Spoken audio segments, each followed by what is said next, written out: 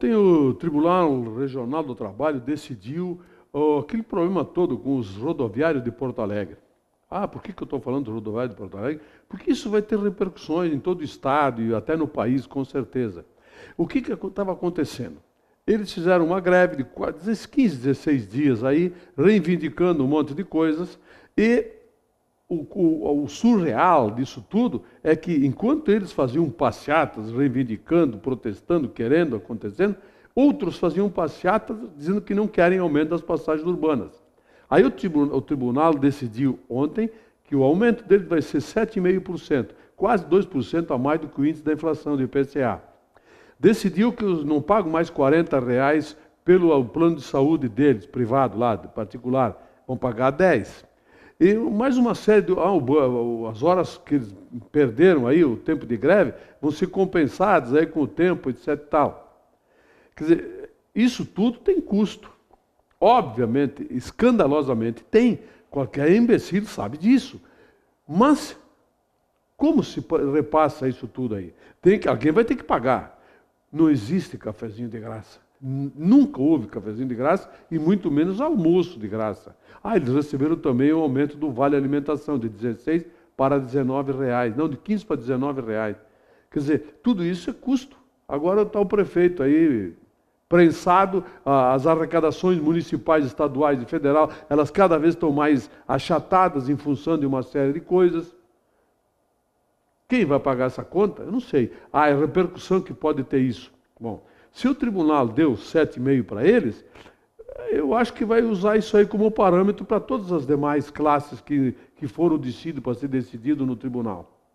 E aí, é mais do que a inflação, isso é repassado para os produtos. E isso gera inflação. Óbvio, ululante, os aumentos de salários recaem sobre a inflação. Já tivemos aumento do salário mínimo em janeiro. Quer dizer, então, não tem como se escapar disso. A repercussão é óbvia. Agora nós temos aumentos brutais nos materiais escolares, mensalidades escolares, etc. e tal. Tudo isso vai repercutir nos índices inflacionários. Ou seja, vai atender aqueles que vêm há 1 ano e meio enchendo o saco que a inflação está descontrolada, pressionando. Querem ver outra? Agora a pressão é para que aumente a energia elétrica. Hoje de manhã, um comentarista desses pitbulls aí dos grandes meios de comunicação comentava na rádio CBN de São Paulo que o aumento tem que ser de 20%, que não tem mais como protelar, que o governo tem que aumentar a energia elétrica 20%. Por que tem que aumentar 20%? Porque eles querem que aumente 20%, que aí a inflação dispara e aí eles vão ter razão. Essa é a intenção e é o objetivo. Lamentavelmente é esse. Encheram tanto saco. Conseguiram fazer com que os juros aumentassem brutalmente, de 7,25 para 10,5. E agora estão enchendo o saco de novo, querem que aumente mais. Agora, aí pressionaram para o aumento dos combustíveis. Aumentou 4% dos combustíveis, que deveria ter sido 3% na bomba, mas na verdade foi mais do que isso. Conseguiram mais uma coisa. Eles vão indo, eles comem o mingau pelas bordas. E o pior de tudo é que o governo está cedendo a esses pitbulls, a turma do quanto pior, melhor. Vamos ver a repercussão que vai dar essa história do aumento do salário dos rodoviários de Porto Alegre. Sim, eu acho que eles têm que ganhar R$70 mil por mês cada um. Cada motorista, o cobrador, 55 mil. Beleza, só que alguém tem que pagar essa conta, né? Então quem quer isso tem que se prontificar depois a pagar a conta.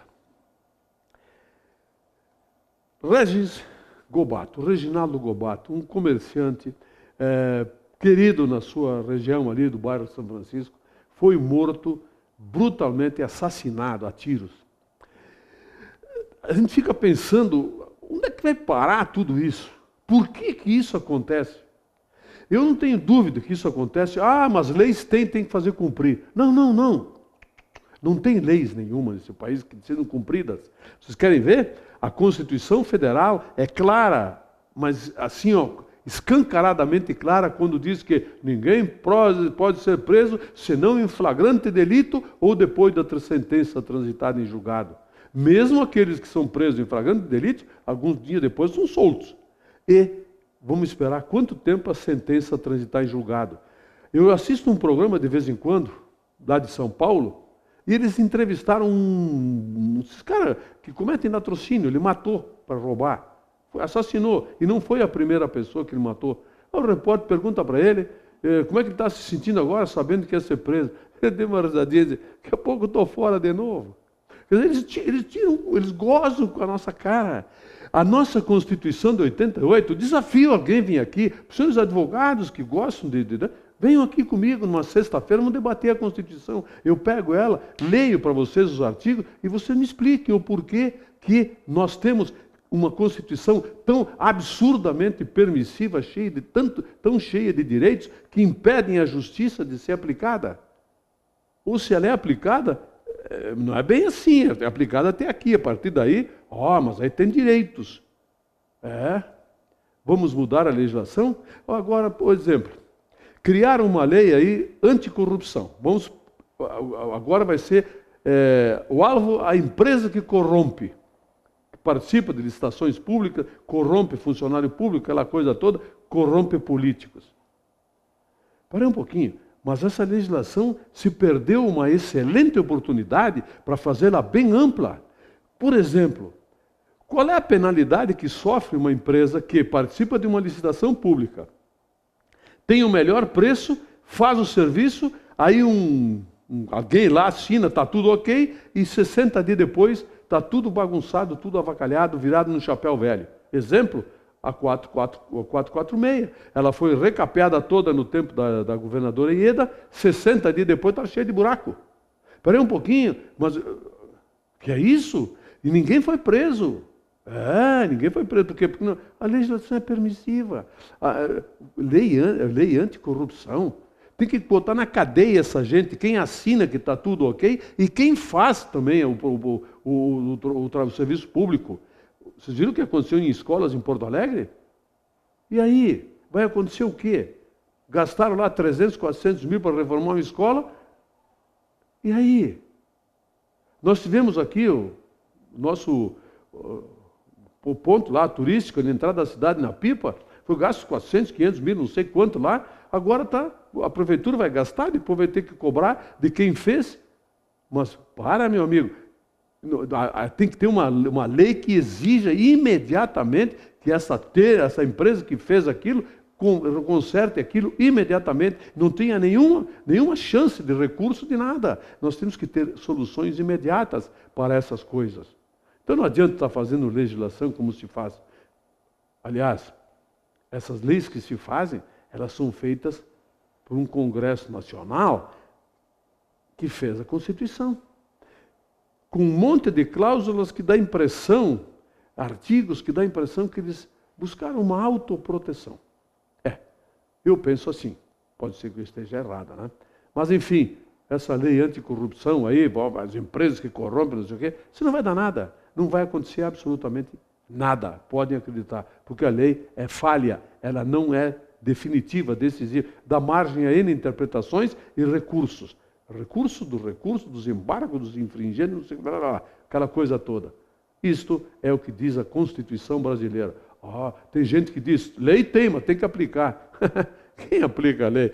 É só ler, porque cada lei ela tem umas vírgulas, uns porém, uns entretanto, e uns contudo, que impedem a justiça de fazer justiça. É assim que está funcionando. Esse país precisa de um choque de legislação. Bomba no Rio Centro. A maioria das pessoas jovens aí não lembram disso, ou lembram muito pouco a respeito. Mas em 1981, havia um evento lá, Dia do Trabalho, aquela coisa toda, mais de 20 mil pessoas iam estar reunidas. Na época dos governos militares, o presidente era o João Batista Figueiredo, e aí, num carro Puma, explodiu uma bomba no colo de um sargento do Exército. Criaram um status quo em torno daquilo tudo para atribuir a culpa à vanguarda revolucionária. Chegaram a mandar pichar até nas placas, VPR, Vanguarda Popular Revolucionária, etc., para atribuir a culpa àqueles que se opunham ao regime militar. E isso virou normal. Aí veio a lei da anistia, que eles mesmos fizeram, eles se auto-aniciaram. Pois agora surge a verdade coronéis, gente do exército daquela época, dizem que aquilo tudo foi uma montagem. Quer dizer, então, que anistia foi essa que foi dada para bandidos que cometeram crimes hediondos como esse? Queriam atribuir culpa a terceiro e se acabaram, a bomba estourou na mão deles. Literalmente estourou na mão deles. Só que ninguém ficava sabendo disso até agora. Acho que essa lei da anistia tem que ser revista para ambos os lados. Teve guerrilheiros que tinham que ser presos e condenados e tem militares e gente envolvida com eles que também teriam que ser condenados. Aliás, a maioria dos países já fez a sua faxina nos seus regimes ditatoriais. Por que no Brasil não se faz? Pensa um pouco, você vai descobrir por quê. É só pensar um pouquinho. Por que não se faz a faxina? Porque tem muita gente boa envolvida nisso. Essa que é a verdade. Nós estamos com o retorno às aulas já praticamente definido, está todas as escolas voltando. Agora, eu sugiro assim que as pessoas comprem um terço, um rosário desses aí, e quem não for católico compra outra coisa, mas reze do seu jeito para que a gente não tenha o caos que está quase que instalado, total e absoluto aqui na cidade. Nós temos locais que já eram problemáticos quando não tinha as escolas agora. Imaginem, a partir de agora, quando os caras fazem fila dupla, fila tripla, etc. Ligam o pisca-alerta, que significa que o pisca-alerta ligado não tem aquela função normal dele, prevista na legislação. O pisca-alerta significa, estou na minha, danem-se. Ou o major Mauro Moro e os seus agentes de trânsito passam a agir e aplicar a lei, ou isso aqui vai virar a casa da mãe Joana definitiva. A indústria da multa.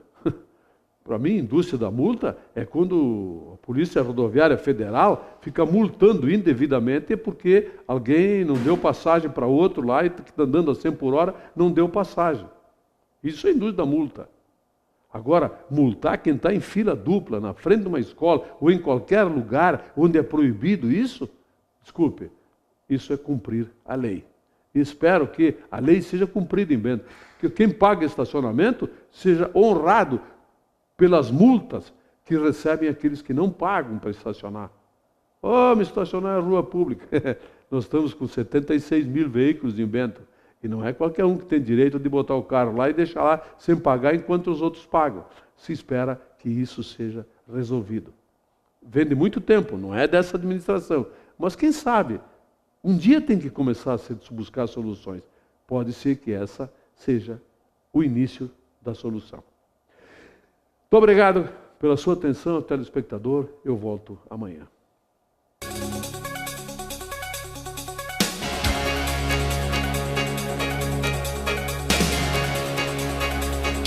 Opinião. Oferecimento Ludfor Consultoria em Energia. www.ludfor.com.br